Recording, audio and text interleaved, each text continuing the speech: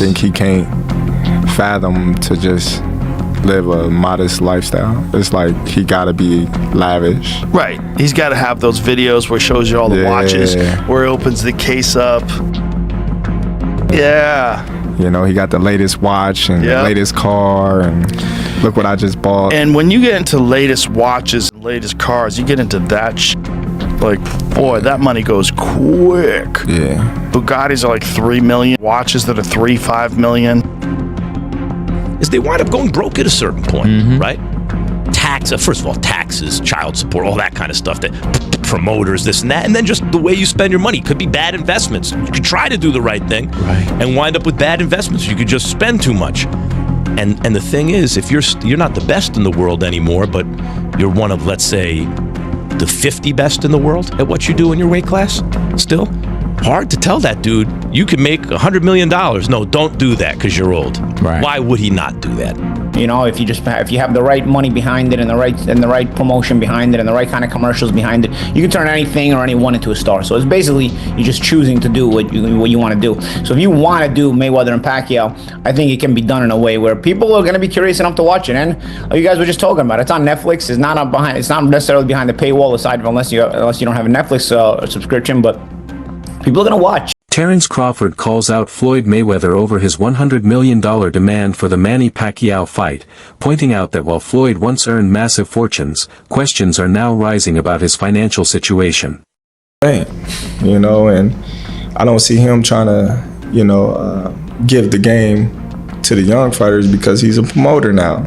Yeah. So I can't give everybody the game. Yeah. It's a business at the end of the day. So if they made all this money, on our backs as fighters, and now I'm a promoter, I'm gonna do the same thing that they once was doing, and just say it's just the game of the business. Is the game. Max Kellerman explains that fighters chase big paydays because boxing offers no real long-term security. Once their careers end, the support fades, leaving them to rely on what they've earned. With the 3 fights that's coming up, Floyd Mayweather, Pacquiao, Floyd Mayweather, Mike Tyson, Floyd Mayweather, I think the guy's from Greece or something like that. What do you feel about great champions doing these kind of fights as well? Or just these kind of fights that's going on? They need money. Damn. Yeah, when you need money. This is the problem with boxing. You think about financial literacy, right?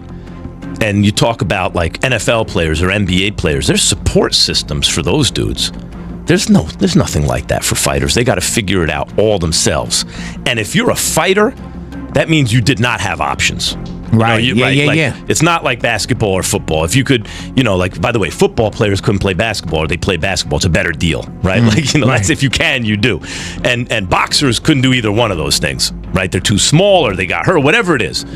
And so you're dealing with a section of our world that is unlike. Tasha K claims that when financial trouble hits, lawsuits often follow, alleging that Floyd Mayweather is now taking legal action against Showtime over missing money. Bills is due, but you done spent everything on stuff you ain't supposed to have, and now you really need something, so you get ready to go to Walmart, right? And you got $132 in your bank account, all right? We all done been there, and you need food, the light bill due tomorrow, they're gonna cut it off, and you got $132 to your name. And so then you start to search like, well, what happened to the money? You start to go look at your bank account. You start to go, you start to get a little bit, I could take this rice, the beans, this, and then when you get up to the counter, you hoping that something else ain't hit your account. That's done made it less, because it can say 132, but then you got them pending transactions that come in that hit you. That's definitely gonna put you in overdrive. You don't really start blaming or start realizing you broke until money get low, and that's when you go send people to look. Jim Lampley admits that the comebacks of Manny Pacquiao and Floyd Mayweather left him saddened, suggesting that when legendary champions return late in their careers, it's often driven more by financial need than passion. Manny, or I will understand Manny, does it make me happy? It's not really my business. It's their business. You called what was still the most successful fight in boxing history, which was Mayweather-Pacquiao.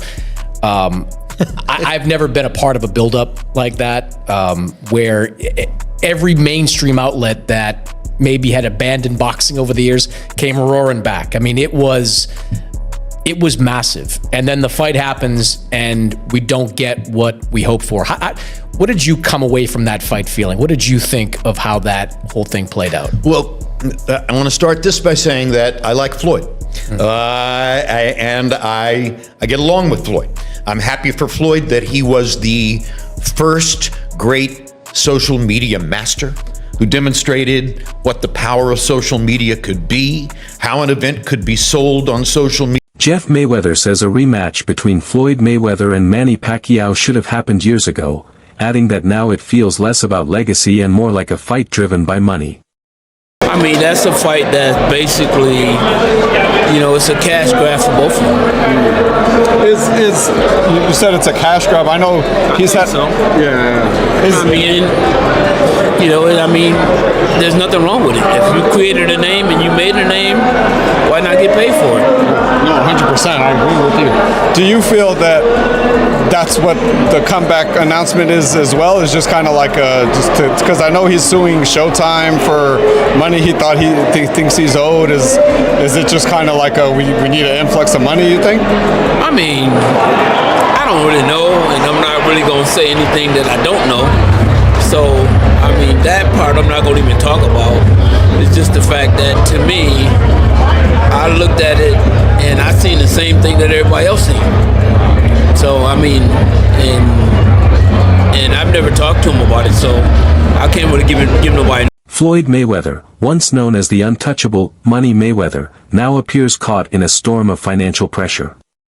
Despite reportedly earning over $1 billion throughout his career, questions are rising about debts, back taxes, and unpaid obligations. Needs it more than wants it, because you see right here, Floyd Mayweather very vocally has never had a drop of alcohol in his fucking life, is out here promoting alcohol. That's how you know this dude's fucking broke as hell and swimming in debt, because he's posting shit like this.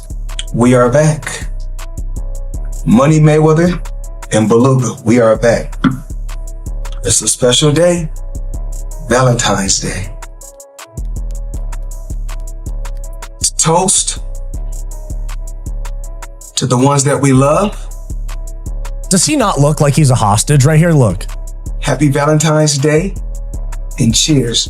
I look at the look on his face and I can't tell if he's being held at gunpoint while doing this because he owes somebody money, or if he's just looking like that because he's really confused and struggling trying to read the script for this. Even as Floyd Mayweather headlines new exhibition fights, the bigger story seems to be financial strain. Lawsuits, unpaid taxes, and a late career return at 48 suggest that money, not just strategy, is driving his choices.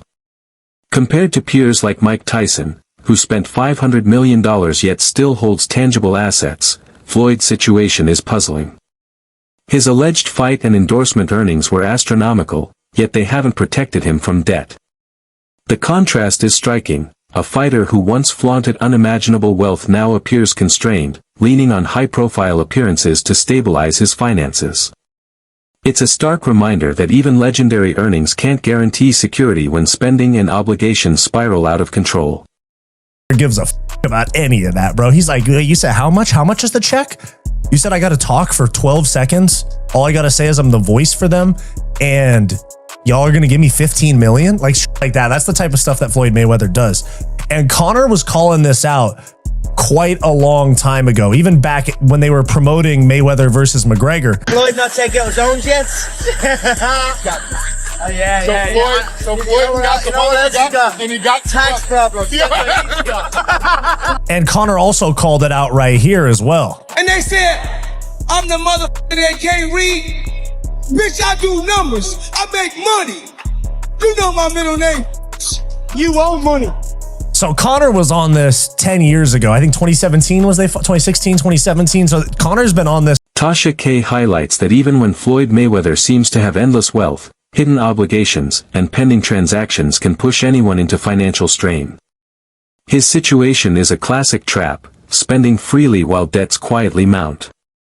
Years ago, reports claimed he was even held in Dubai until he settled owed money, showing that no athlete, however famous, is immune to financial pitfalls.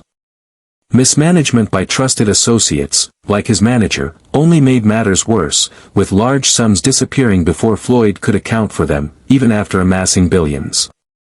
Today, he faces lawsuits and unpaid rent, including over $330,000 for a luxury Manhattan apartment, while his daughter has been advised to start earning, a stark signal of tightening finances. Despite his public image of wealth, Floyd's reality is a tangled web of debts. Floyd Mayweather, that's the oldest trick in the book, y'all. Y'all know. When y'all see somebody flogging money everywhere, they got this, they got that, they got this. Was it Gervonta Davis? Tank told us 2 years ago that the reason they held Floyd Mayweather, you can put it back on the screen, captain, in Dubai is because he had owed them money and they wouldn't release him until he announced the fight to give them their money back. You know they do that over there in Dubai, right? You ain't going nowhere if you owe a debt. He was trapped over there for almost 2 months, according to Gervonta. They shared the same manager, Al Layman, who collected money in cash because Floyd Mayweather gave him a power of attorney to do so. And so when Floyd went down there and sued Showtime, he's suing Showtime, the company, the network, that publicizes these. Max Kellerman explains that many fighters face financial struggles because boxing careers are short and unpredictable. Injuries, size limitations, and lack of guidance can drastically limit earning potential, leaving even the most talented athletes vulnerable. Taxes, child support, poor spending decisions, and failed investments only make matters worse, while extravagant lifestyles compound the problem. Even top-tier fighters may find it impossible to earn massive sums like $100 million once they're past their peak. Kellerman stresses that financial instability is common in the sport, highlighting just how crucial careful planning and management are throughout a boxing career. You could just spend too much. And the thing is, if you're not the best in the world anymore, but you're one of, let's say, the 50 best in the world at what you do in your weight class, still, hard to tell that dude, you can make $100 million. No, don't do that because you're old. Right. Why would he not do that? Do you think, and when I look at these fights that's coming up, do it take away from boxing for you when you see these fights being announced? No, not. I mean, what it just demonstrates that boxing has not produced new characters that you know, whose stories people really want to follow.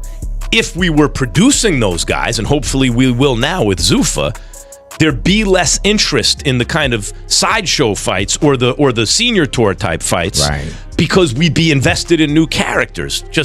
We haven't had characters that have captured the public's imagination because people don't know. Jazz Mather highlights that both fighters are models of discipline, taking exceptional care of their bodies and maintaining rigorous training routines. He notes that he works out nearly every day, including basketball, and still feels fit enough to compete at the highest level. This fight also marks the first boxing event at the Sphere, a venue previously reserved for concerts, requiring meticulous planning, the right team, and perfect timing.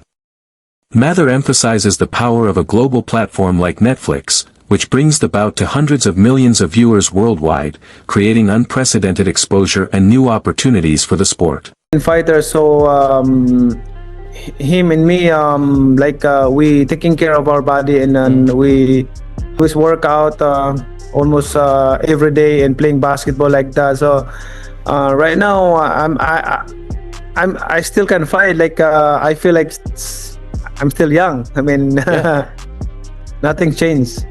Jazz, this event is going to mark the first boxing match at the Sphere. We've been there, we've seen concerts there, but how did this come to be? This was a lot of work. Took a lot of time. I mean, many tried and many, I wouldn't say failed, but planted seeds. It just took the right time and, having the right team in place to be able to get it done, right? It's really a timing thing and all the right people involved. Manny Pacquiao's return to the ring reignited Floyd Mayweather's competitive fire, showcasing the drive and world-class status of two athletes whose careers have defined modern boxing. Jazz Mather notes that challenges often come from people putting personal interests above the fighter's goals, with too many intermediaries complicating negotiations. Ahead of the bout, Manny even sends Floyd birthday wishes for health and blessings, highlighting the mutual respect between the legends. Mayweather vs. Pacquiao 2 promises to be historic, bringing two icons together on an unprecedented Las Vegas stage.